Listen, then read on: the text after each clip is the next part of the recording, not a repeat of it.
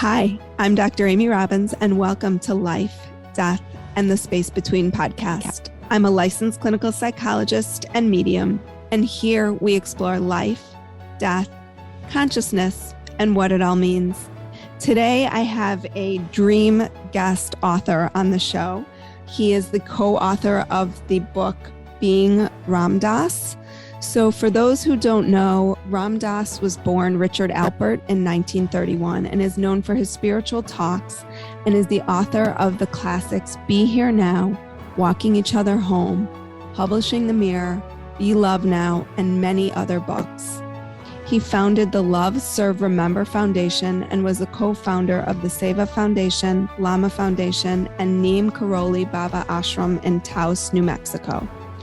Ram Dass, I guess you all say he left his body. He didn't die, even though on the back of the cover it says he died.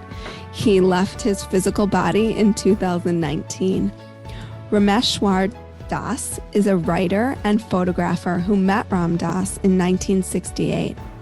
Rameshwar Dass has collaborated with Ram Dass on many projects, most recently as the co-author of Be Love Now and The Publishing Mirror. Welcome.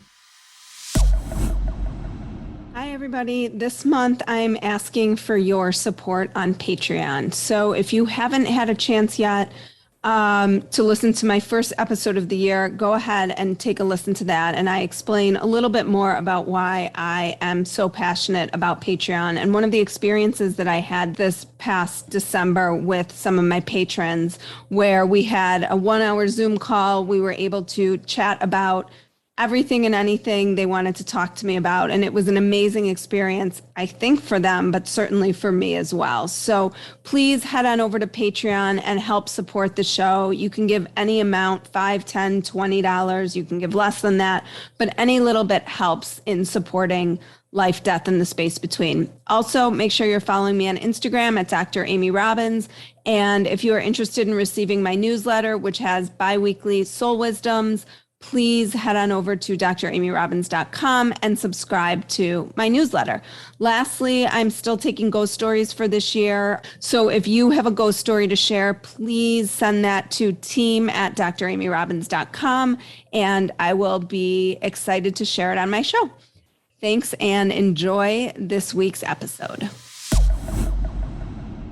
Thank you. It's nice to be with you, Amy. It's great to be with you. So this book was absolutely amazing. Long, but amazing. It is Ram Dass's story, his from the time he was born until the day he died. Can you take us through a bit of the journey of his life and your role in it? His earlier life, growing up in Boston, and his family life. I did get to meet his family varying doses over the years, and university life as a psychology professor and his work as a psychedelic explorer, all of which really fed into his abilities as a yogi and spiritual teacher, and in the later part of his life after that India journey. He was a really person who had a lot of experience under his belt, had done a lot of things, and I think that and his storytelling ability really endeared him to a lot of people. So talk to us a little bit about the first chapters of his life, which were, I mean, he was really born into a life of great privilege, which was interesting to me. And as I was reading the book, I was thinking a lot about, had he not had this great privilege, would he have had the freedom to explore in this way? So I'd be curious to hear your thoughts on that. But also, a lot of responsibility really at the forefront of the psychedelic movements in the 60s. So can you speak to both of those things for people who might not know that about him? Well, the first, which we think of as kind of white privilege these days, was a mixed bag for him, because his father had been very poor and had grown up in a tenement in Roxbury. He married into a wealthier family, but he really worked his way up. Mm-hmm. So they were very hardworking, striving people besides, and they were successful. His dad eventually became the president of a great railroad on the East Coast called the New Haven Railroad. Ram Dass, Richard Alpert, inherited this high pressure family that really wanted him to make a success of his life in their terms. So he was very driven for that part of his life, I would say. His father had wanted him to become a doctor, and he became a psychologist instead. And there was quite a blow up over that. And yet he really stuck to his guns as an explorer of the mind and inner life. Of course, the psychedelic work grew out of that, out of his work as a psychologist at Harvard, where he met Timothy Leary, who was brought into the department where Richard was teaching. They became not only collaborators, but deep friends. They really did develop some of the underpinnings of the psychedelic movement that has been in a revival phase the last few years. I would say they were really pushing the limits in their own terms in that time.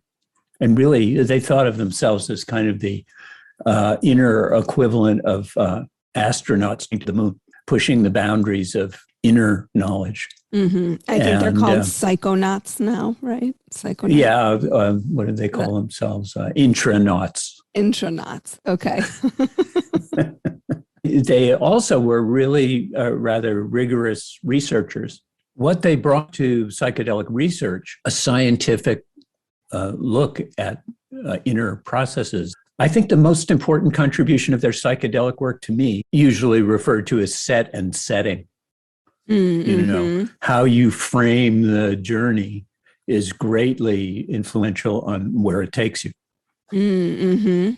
That is still a core tenet of psychedelic work. Yeah, and certainly psychedelic work, I think now that's being really used as a therapeutic. Yes. They were the first ones, I think, also to really try and explore the creative side of it. Leary particularly was interested in bringing in artists and writers and philosophers and other psychologists and religious people. And that work has been extended now. Ram Dass became particularly interested in the end-of-life side of it, which didn't occur, I think, for him until kind of later when his mother was dying. So because Tim kind of stayed the path of psychedelics. Both got kicked out of Harvard, interestingly, by Andrew Weil, right? Yeah. Wasn't he? I'm kind of curious how he feels about that. They did have a kind of, Ram Dass and Andy Weil did have some kind of a reconciliation.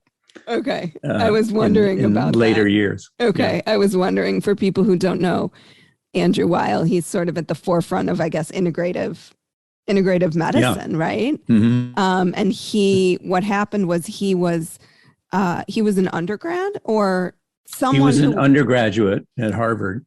And all these undergraduates wanted to be involved, right, in the clinical trials that were happening, or the research that was happening. I shouldn't say clinical. They trials. had made a deal; they would not use undergraduates. Andy's roommate met Ram Dass Richard at a party, which was almost all graduate students. Ram Dass thought he was a grad student, so he turned him on, and Andy was very jealous, apparently, afterwards. So he kind of had it in for Richard and Timothy. He was instrumental in getting Ram Dass kicked out of Harvard. He blew the whistle. Yep, which led to Ram Dass kind of going underground a little bit with the psychedelic research and opening all different types of, I don't know what you would call them, like centers, or I just imagine very hippie. They had a like series of places that they did research, brought people in and trained other people to guide psychedelic journeys and so on. One of them was in, I think the first major gathering was in Zihuatanejo in Mexico. And and they brought everything down. And I mean, it was just, it really, in so many ways, reads like a who's who of that time. I mean, he was so connected to all of these people who were really at the forefront of so much of what we hear about and read about now. Yeah, I mean, it was a really amazing cultural moment, I think, also. So he goes to India, Dass, who Richard, I should say, Richard Alpert goes to India. He was still Richard at that point. Yeah. On this journey, and meets his guru, whose name I'm not going to pronounce right, Maharaji. Maharaji or Maharaji is a kind of an honorific that means great king. Yeah. So he meets Maharaji. He is completely transformed, almost in an instant, by this relationship. Yeah, he's cracked open.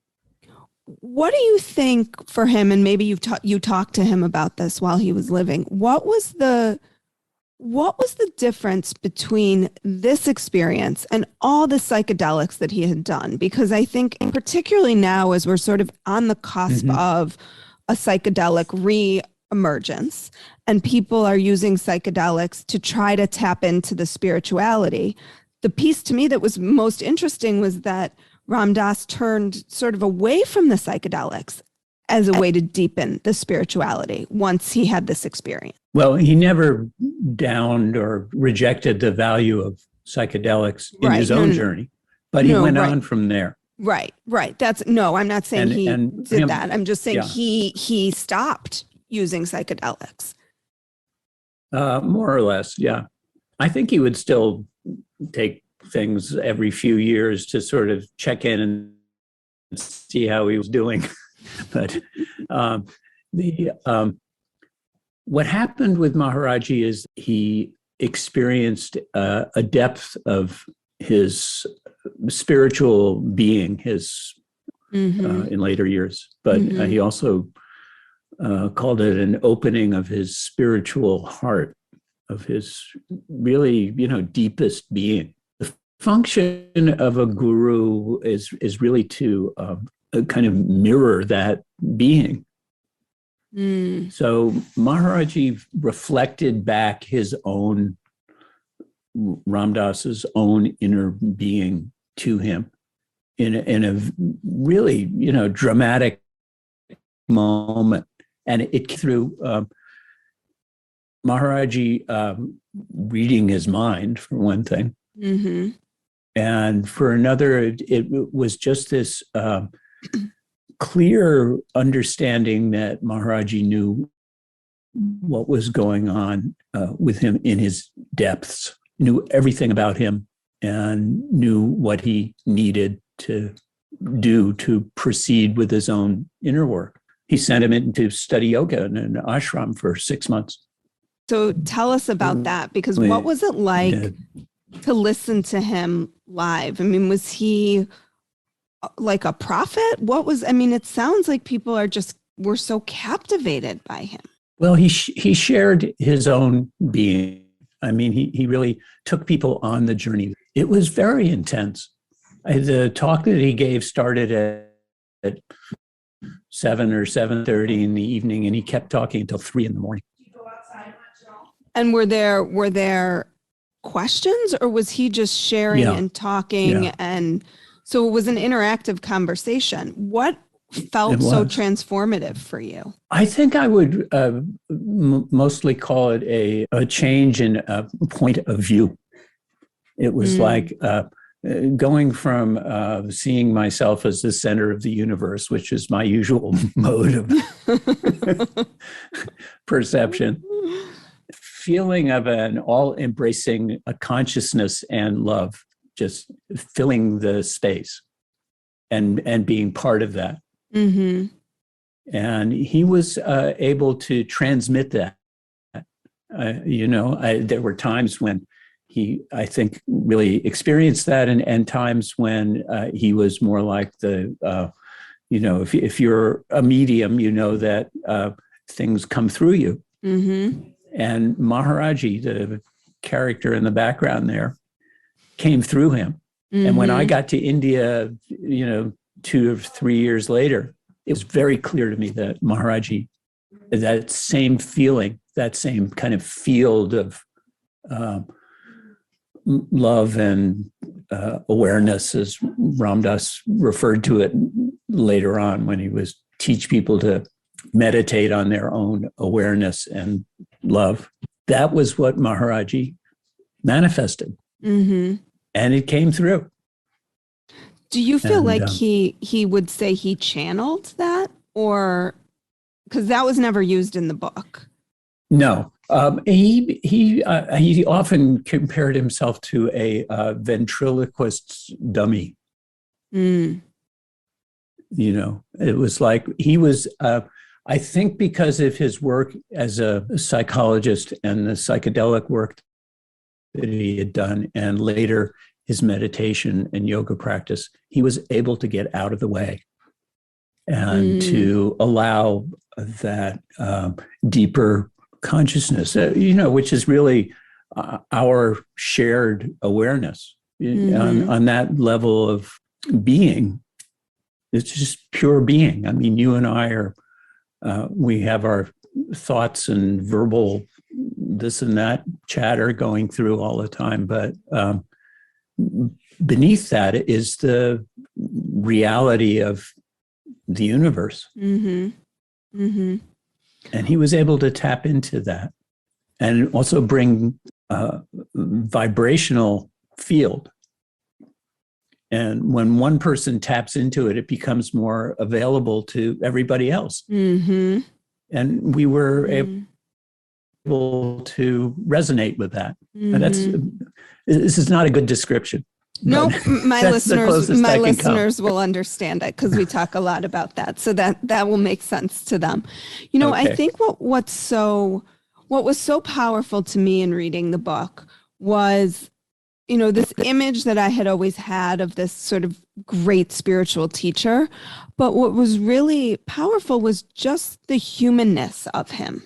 And I wrote down a lot of quotes here that I really liked. The definition of a spiritual path: we all keep failing tests until we don't. And this notion that we're always a spiritual path, I guess, I don't even know what the end of that is. If you believe that when the body dies, the soul goes on, is there even an end to that spiritual path?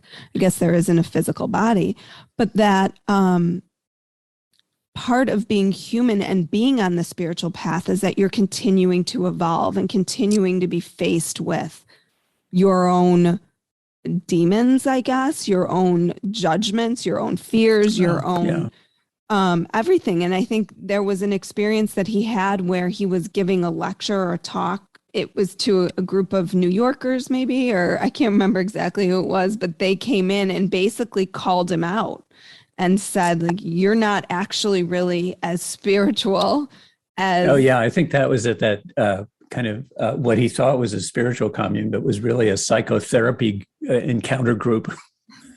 but that he described as one of the most transformative experiences. And he was able to tap into parts of his life, which was, if I recall correctly, like his mother and an experience in a crib that he described. Yeah, it was like a regression experience. And for me as a therapist and also a spiritual seeker, I think what was so powerful to that for me is how many different layers there are to our psyche and to our soul. And that even in all the work that he had done, and he had done a lot of work up until that point, there was still stuff to uncover. And how he got there, it was never one directional. It was never, I'm just going to use psychedelics and that's what's going to help me heal. It was never, I'm just going to, sit in meditation. It was all of these tools together, even that experience.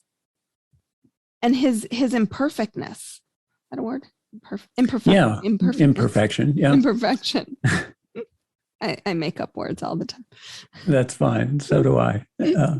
That eclecticism that he could take from so many different traditions and methods and see them just as, something that you use as you can. I mean, I don't know whether this was his expression or my expression at this point, but it's use what you can and lose the rest. Mm-hmm. I think the example of meeting Maharaji, of seeing a being who was so light and so just radiated love like that, really inspired him to just keep on going. Mm-hmm. And he did, Mm-hmm. I mean, even I think his approach to death was part of that. And he kept studying. He had this, like in those last few years, he was reading a lot of things about near-death. What? And part of that eclecticism was not taking himself too seriously. Yeah. Yeah. I mean, it was ups and downs of his life were amazing.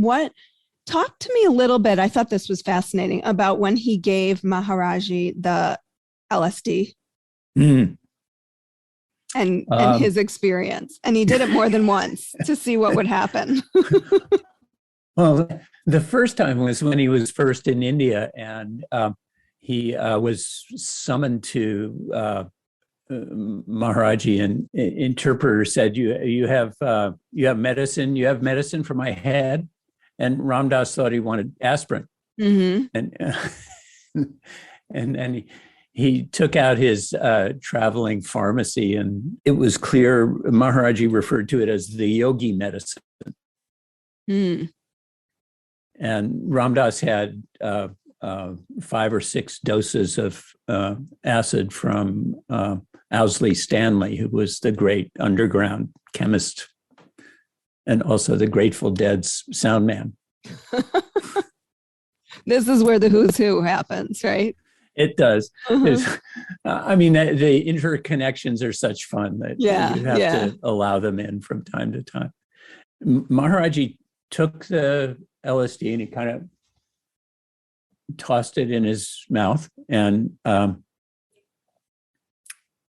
Dass sat there watching him to see what would happen, because this was enough LSD to, I think KD's Krishnadas expression is to put a horse on the moon. Mm-hmm.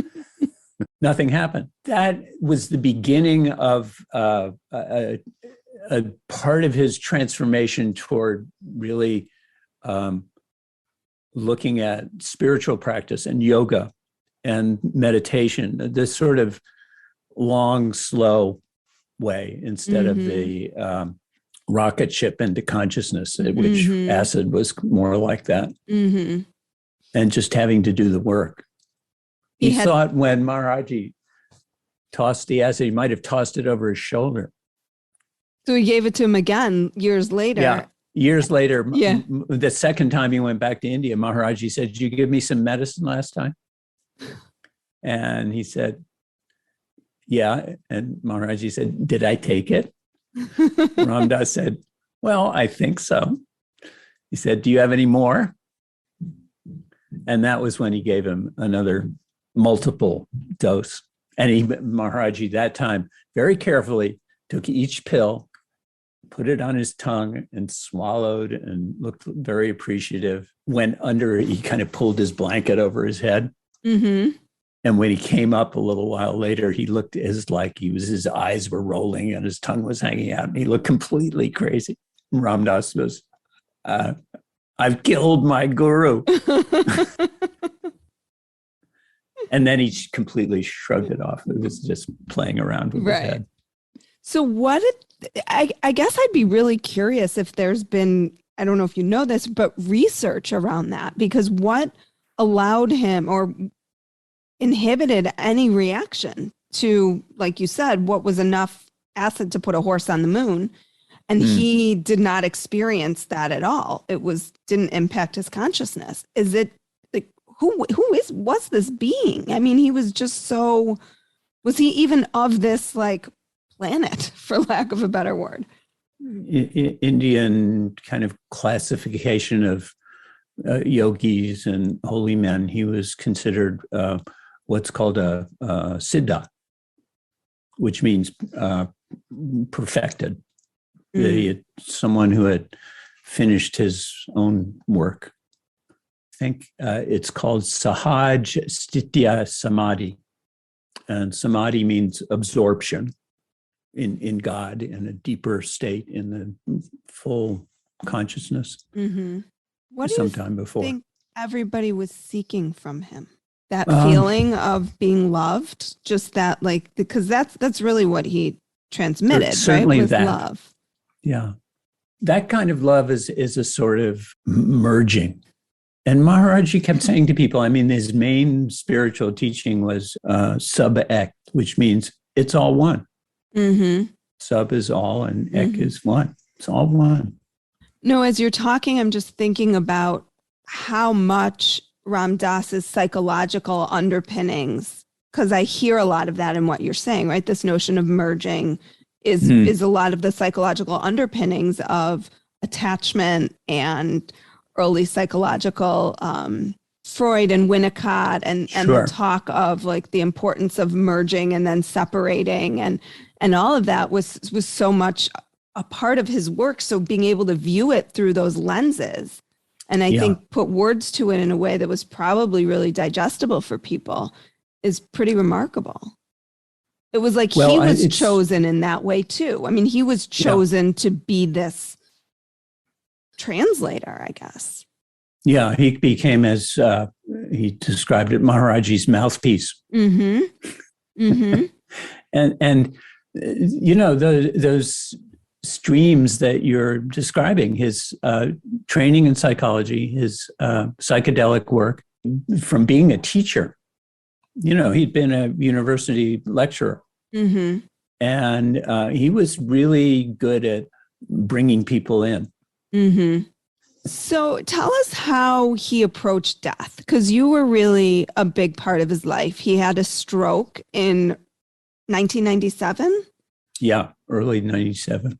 That left him wheelchair bound. Yeah. And aphasic also. He couldn't talk for a while. What was his, and you were very connected to him at this point. What was that like? How did he view death, being someone who had been on this spiritual path, you know, believing that we're all souls and we are all one, and now suddenly he's faced with his own mortality? He was the person least afraid of dying that I have ever come across. Let me start it from there. I think that because he had experienced these other planes or modes of consciousness, starting with psychedelics, and then much moving more into that with practices, this meditation and yoga practices. Mm-hmm. You know, in those traditions, death is a big test. It's the test. Mm-hmm. It's the final exam. Mm-hmm. When he had the stroke, he's being carried into the ER at the hospital. He said, I was looking up at the pipes on the ceiling and I didn't have a spiritual thought in my head. And he said, I realized I failed the test. Mm-hmm. Mm-hmm. So I think he really, took the opportunity to continue to work on that in those, it was a little over 20 years after the stroke before he died. Mm-hmm. And in that time, he went back to India, right? Yeah. We, my wife and I had taken our kids to India in 2004, and they were 5 and 7. That was brave. We're stupid. Right. I can barely get mine to Florida. I understand. It was brave, and it was a great journey. And he said to me, I guess some years later, he said, I thought if they can take their kids there, I can get there in my wheelchair. Because he had almost, given up on the idea of ever going back to India after the stroke. And India is not, terribly friendly for disabled people that way. Mm-hmm. So he goes to India. He gets sick in India. Well, he did get like a cold, and I think he must have had some kind of background infection because after he came back is when he really got sick. And then was in Hawaii. Yeah, he went to teach a retreat on Maui. Basically, it started 2 days after he returned from India, and he had this long haul back across the Pacific from India. It was 36 hours of travel. Mm-hmm. Mm-hmm. And he stayed home one day and then turned around and went to Maui. And then at the end of his life, he found out he had a son, which was a huge turn of events in this book. That suddenly he had a son from a woman he had been with early on in his Stanford days. What was it like being with him as he transitioned, as he left his body? It was very profound for me because it's the only time I have been with someone at that time that they left. Mm-hmm. My daughter had been killed in a traffic accident a few years before that. Oh, I'm sorry. There was not like a moment of death. Mm-hmm. It was kind of a process. Mm-hmm. As his breathing, we went through gasping for breath for a little bit and then stopped. And I think at some point his consciousness left his body and there were still some reflexes and things going on for a little bit. Did you feel like could you feel his soul leaving, or what, having been so connected to him? Yeah. And I'm generally not very sensitive to psychic phenomena or astral stuff. Mm-hmm. I think you are more than I am, probably by a long way. His presence was very strong there, even after his body had stopped. Mm-hmm. And that really showed me that quality of the soul continuing, whatever that is. And I certainly don't know. Mm-hmm. It's more of a mystery to me than ever, I guess, in some ways. Mm-hmm. And certainly my daughter's death precipitated that also. Mm-hmm. His presence was strong, and I feel okay about his leaving. I mean, I miss him all the time. He's really, aside from being a marvelous teacher, he was a wonderful friend. Mm-hmm. The process of working on the book was a lot of fun too. I mean, we laughed a lot over, and it was over. This was a 10-year process, that memoir. Wow. It's that thick. Yeah, well, that's the reduced version. Oh my gosh. Wow. I did read it cover to cover. I read it. Yeah. I'd like to end with this, which I think is where he probably ended, which is love. He talked a lot about love and power. Yeah. Power and love. And that this was a big lesson for him in his life. He sort of started really thinking he wanted was very power. Power-oriented. Mm-hmm. But where he ended was love is the greatest power. It is. And that was really what came through from Maharaja. Mm-hmm. And it's a truth, I mean, it is place that we come together. Mm-hmm. Yeah. If there was one thing you would want people, it's probably hard to have one thing to take away from his life. My wife uses that expression. She says, just one thing. Right. What would be the biggest sort of impact that he had on you, or the biggest takeaway that you had from knowing him and from his life? Well, I think it comes back to what you talked about at the beginning of seeing one's life as a spiritual evolution, as a path. Mm-hmm. And that's, especially in this culture, that's a different view of who we are. Mm-hmm. It's not as much about what we have or what we do or who we become as our inner being. Mm-hmm.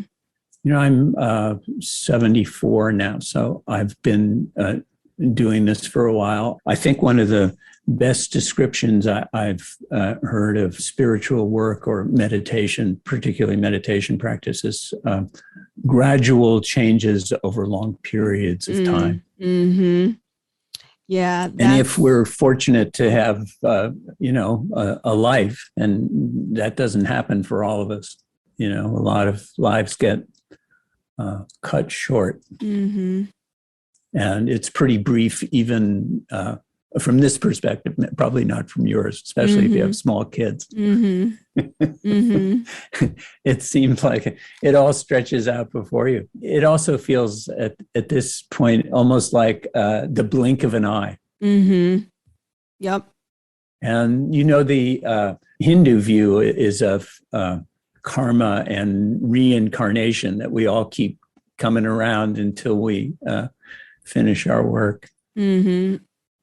Until we're apparently a Maharaja, right? Yeah. He's probably not coming back. Well, there's what the Buddhists call the bodhisattva vow, which is you keep coming back until everybody gets free. Oof. A long way to go. It's a long way to go. Long way to go. From that place, from where a being like Maharaji sees it from, I don't think time exists in the same way. Mm-hmm. So I'm just going to end with the back of the book, which says, love everyone, serve everyone, remember God, and tell the truth. So, Rameshwar, thank you so much for your time today. If people are interested in reading this book, which is it really was so beautiful. I enjoyed it, even though I knew how it was going to end. It was just a fascinating journey through the history of psychedelics, through the history of Ram Dass, through the journey of psychology and spirituality, and how the two come together and where they come together, and how they're both so important and essential, I think, on the spiritual path. So where can people find this? And I think there's a documentary out, if I'm correct, on Netflix, maybe? Is that? Well, there is a documentary. There's several small films out about him, and we're hoping to do one based on the book. The book's available pretty much wherever you can get books. Mm-hmm.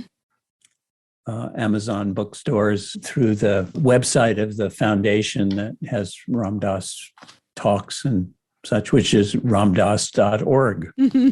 Not too hard to remember. Mm-mm. Well, thank you.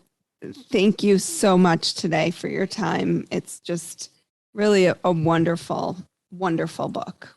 Well, I've enjoyed it. You ask good questions. Thank you. Thank you so much. Like what you heard today and want to hear more? Wondering what comes next and what it all means? Head over to Apple Podcast, Spotify, Stitcher, Google Play, or anywhere you get your podcasts and hit subscribe.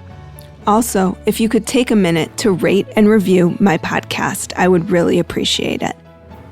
Stay tuned as we continue to explore life, death, and the space between.